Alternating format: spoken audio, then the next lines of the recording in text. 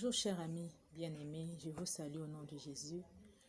Aujourd'hui, je viens parler avec vous, partager avec vous sur l'épargne. L'épargne, c'est très important.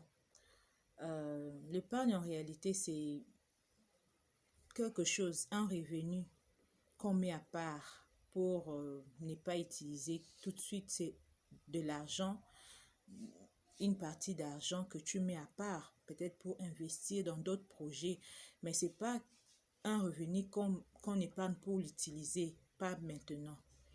Pourquoi est-ce que nous devons en parler? Parce que nous remarquons que l'épargne, c'est aussi une manière de dire à Dieu merci, c'est une manière d'être reconnaissant, dire à Dieu que tu m'as donné et je vais épargner. N'oubliez pas que nous sommes aussi des gestionnaires. Tout ce que Dieu nous donne, un enfant de Dieu, tout ce que Dieu lui donne, c'est pas juste pour l'utiliser comme ça.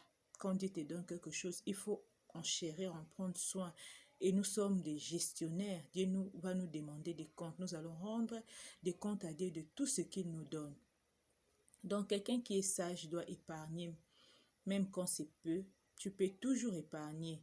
C'est pas le fait d'avoir de millions tu peux te dire que oui, je dois épargner. Non, même dans le peu, la Bible nous dit, celui qui est fidèle dans le petites choses, Dieu lui donnera de grandes choses. Donc, si l'Éternel te trouve fidèle pendant que tu as des petits, il te donnera aussi des grandes. Voilà. Donc, quand tu es en train d'épargner, c'est aussi une manière pour toi de dire que Seigneur, tu m'as donné et merci Seigneur parce que tu m'as donné et je vais épargner. Voilà. L'épargne, ça nous aide beaucoup parce que si nous remarquons même dans nos vies, les vies sont constituées de saisons. Il y a la saison de pluie, la saison sèche, l'hiver, l'automne, l'été, tout cela. Donc, la vie de l'homme aussi est composée par des différentes saisons. Donc, il y a des moments où il y a l'abondance, il y a des moments où c'est vraiment la disette, tu remarques qu'il n'y a vraiment rien. Donc, la vie est faite des saisons.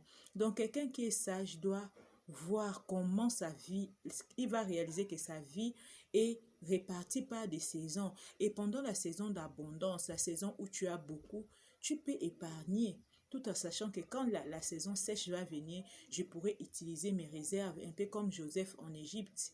Il y avait le roi qui avait fait un songe et ces songes-là, il ne pouvait pas interpréter. Joseph l'a aidé à comprendre qu'il devait avoir 7 années d'abondance et 7 années de 17. Et il a profité pour faire des provisions pendant la période de la moisson, pendant la période de l'abondance. C'est aussi comme ça pour nous les enfants de Dieu. Nos vies sont composées de saisons.